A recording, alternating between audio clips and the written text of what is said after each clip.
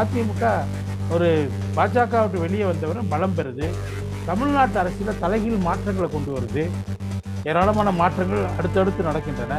பாஜகவை விமர்சிக்க ஆரம்பிச்சிட்டாங்க, பகிரங்கமாக விமர்சிக்க ஆரம்பிச்சு. திமுகவுக்கும் அதிமுகவுக்கும் தான் களத்தில் சண்டை. பாஜகவை களத்தில் இல்லாமல் செய்யறதுக்கு அவங்க முயற்சி பண்ணுறாங்க. ஆனால் அவங்க ரெண்டு பேரும் சேர்ந்து என்ன நினைக்கிறாங்க, இவங்களை களத்தை விட்டு அகற்றுவதற்கு முயற்சி செய்கிறாங்க.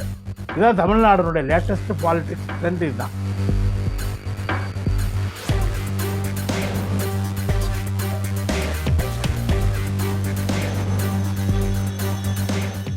நேர்களுக்கு வணக்கம்.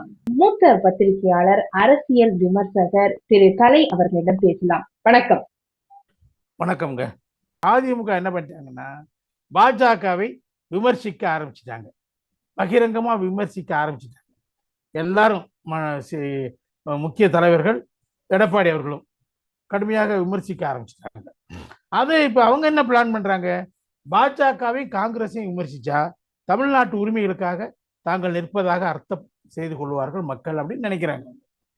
திமுக கூட்டணி காங்கிரஸையும் இந்த பக்கம் பாஜகவையும் கடுமையாக விமர்சனம் செய்ய ஆரம்பிச்சிருவாங்க அவங்க. அதான் அவங்க ஸ்ட்ராட்டஜி, நான் எனக்கு தெரிஞ்ச வரைக்கும். அடுத்து இந்த பக்கம் திமுகவையும் கடுமையாக விமர்சிப்பாங்க. திமுகவோட தான் மெயினாக அவங்களுக்கு, திமுகவுக்கும் அதிமுகவுக்கும் தான் களத்தில் சண்டை. பாஜகவை களத்தில் இல்லாமல் செய்யறதுக்கு அவங்க முயற்சி பண்ணுறாங்க. ஆனால் அவங்க ரெண்டு பேரும் சேர்ந்து என்ன நினைக்கிறாங்க, இவங்களை களத்தை விட்டு அகற்றுவதற்கு முயற்சி செய்கிறாங்க. இதுதான் தமிழ்நாடுனுடைய லேட்டஸ்ட் பாலிடிக்ஸ் ட்ரெண்ட். இதுதான்.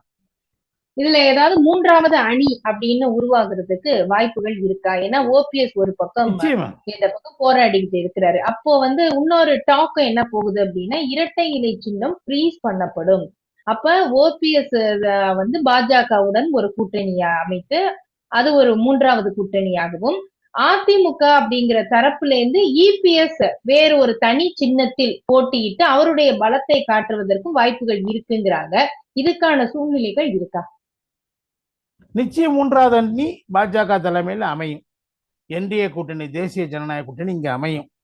ஆனா இரட்டை இலையை ஃப்ரீஸ் பண்ண முடியுமான்னா முடியாது. ஏன்னா டெல்லி உயர் நீதிமன்றத்துல தேர்தல் ஆணையம் என்ன சொன்னாங்க, நாங்க தற்காலிகமாக அவங்களுக்கு எல்லாத்தையும் கொடுத்துட்றோம் அதிமுக. ஏன்னா இப்போதைக்கு இருக்க தீர்ப்பின்படி, கடைசியா வந்த தீர்ப்பு சென்னை உயர்நீதிமன்றத்தினுடைய பெஞ்ச் கொடுத்த தீர்ப்பு. அது அவங்க தான் அங்கீகரிக்கப்பட்ட கட்சின்னு சொல்றாங்க. அதனால நாங்கள் அவங்களை அங்கீகரித்து சின்னத்திலேருந்து, கொடியிலேருந்து, கட்சி பேர் எல்லாத்தையும் நாங்கள் கொடுத்துட்றோம் அவங்களுக்கு. ஆனால் தற்காலிகமானது, உச்ச நீதிமன்ற முடிவுக்கு கட்டுப்பட்டதுன்னு சொன்னாங்க. உச்ச நீதிமன்றம் அதே தீர்ப்பை கொடுத்தாச்சு, அவங்க தான் சொல்லியாச்சு. இந்த கேஸ்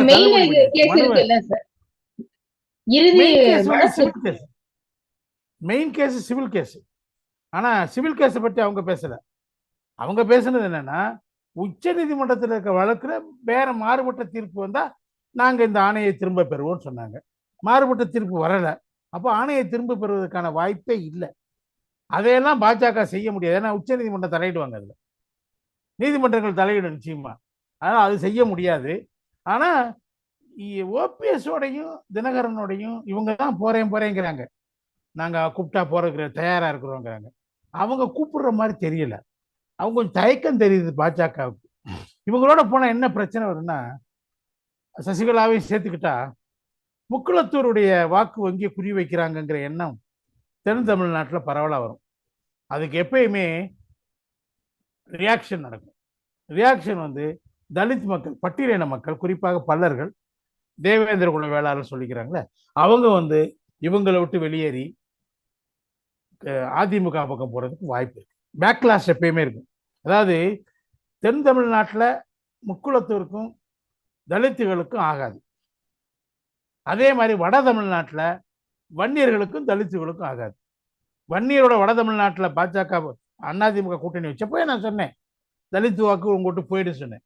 அதே மாதிரி பாரம்பரியமா அதிமுக வாக்களித்து கொண்ட அந்த மக்கள் 2021 தேர்தலில் திமுக 82% தலித்துகள் போயிட்டாங்கன்னு சொல்லி அந்த எக்ஸிட் போல் ரிசல்ட் சொல்லிச்சு. அதே தான் இப்போ அங்கேயும் பயப்படுறாங்க பாஜக.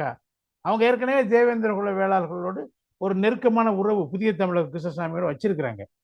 இப்போ புதிய தமிழர் கிருஷ்ணசாமியும் அவர் பேரன் இன்னொருத்தர் இருக்கிறாரு, ஜான் பாண்டியனும் அவங்க பல்லர், அதாவது தேவேந்திர குல வேளாளர்களுடைய பிரதிநிதிகள்.